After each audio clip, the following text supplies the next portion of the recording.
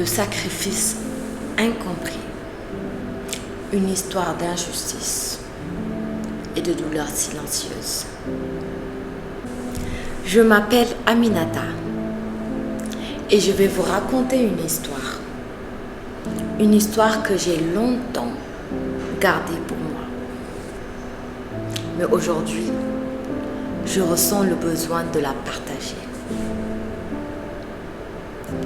Quand j'étais petite, je rêvais de devenir médecin. Je voulais sauver des vies, faire quelque chose qui compterait. Et ma mère, elle y croyait, plus que moi encore. Elle disait, toi ma fille, tu iras loin. Je ferai tout pour que tu réussisses.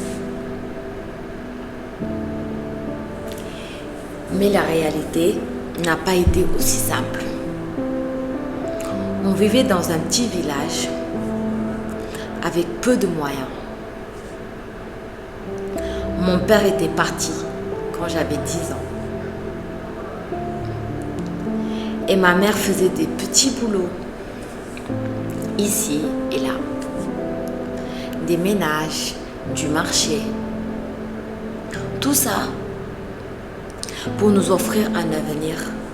Moi, je n'avais qu'un seul devoir.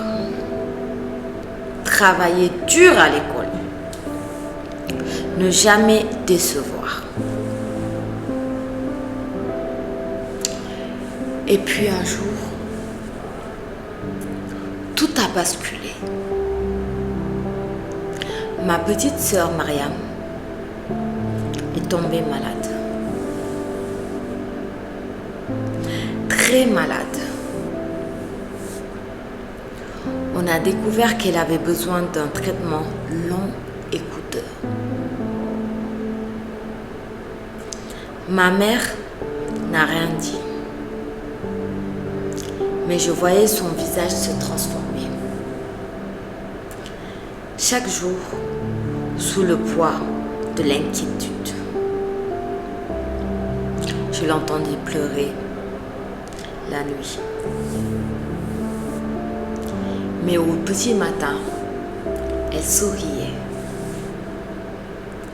comme si tout allait bien. Vous connaissez tous nos mamans, ou autres. Un soir, elle m'a demandé de m'asseoir. Elle m'a dit, Aminata, ma fille, tu es forte. Mais on ne peut pas tout avoir dans la vie. Je n'ai pas assez d'argent pour payer tes études et soigner ta sœur. Alors, je vais utiliser l'argent pour Mariam. Toi, tu devrais attendre juste un peu. Normal. Ta sœur, elle est malade. Normal. J'ai hoché de la tête. Qu'est-ce que j'aurais pu dire? Ma petite sœur avait besoin de cet argent pour survivre. Alors, j'ai arrêté l'école. J'ai commencé à travailler avec ma mère. L'idée, c'était que ce serait temporaire. Juste le temps que Mariam aille mieux.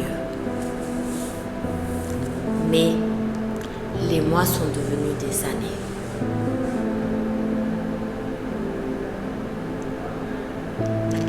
Le pire, ce n'était pas le sacrifice en soi.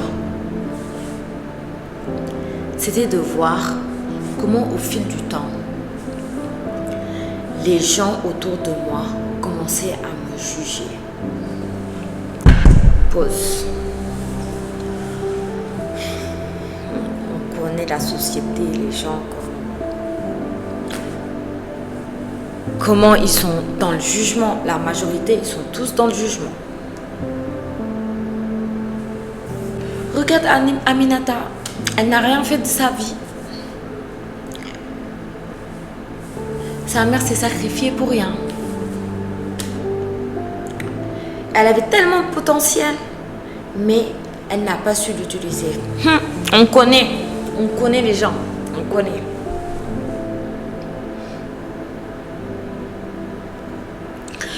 Personne ne savait ce que j'avais dû abandonner. Personne n'a jamais posé la question. Aujourd'hui, je travaille toujours pour aider ma mère. Mariam est guérie et elle a fait des études. Mais moi, il y a des nuits où je me demande, et si je m'étais battue?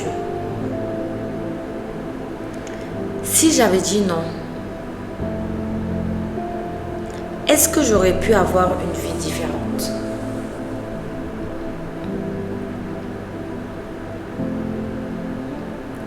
Puis,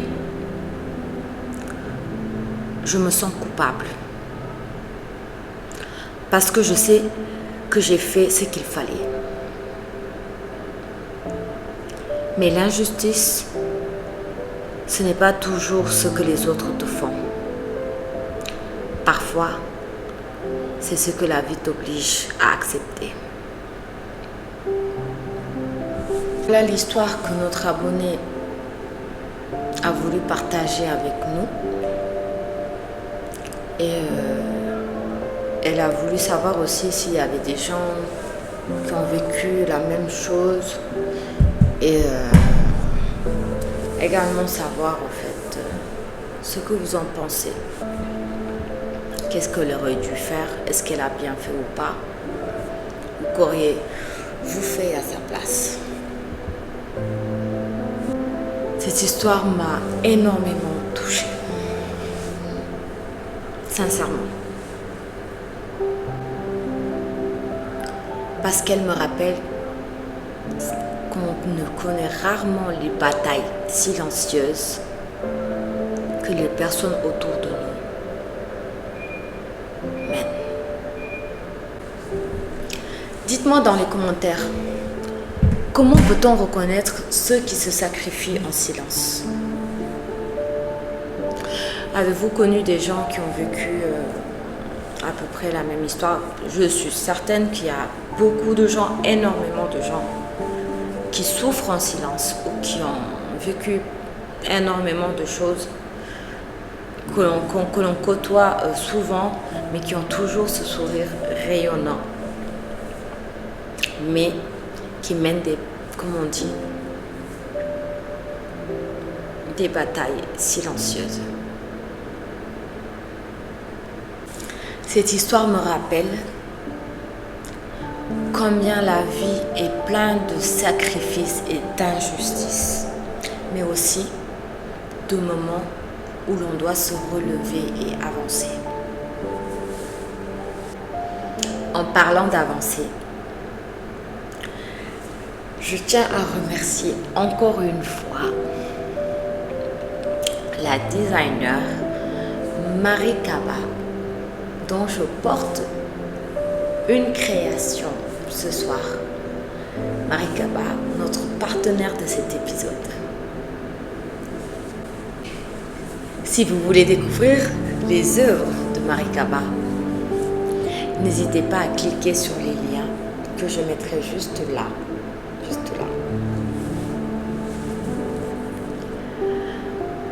En attendant de nous revoir, n'hésitez pas à mettre vos commentaires, liker et partager surtout. À très vite dans votre émission Wahoo Podcast.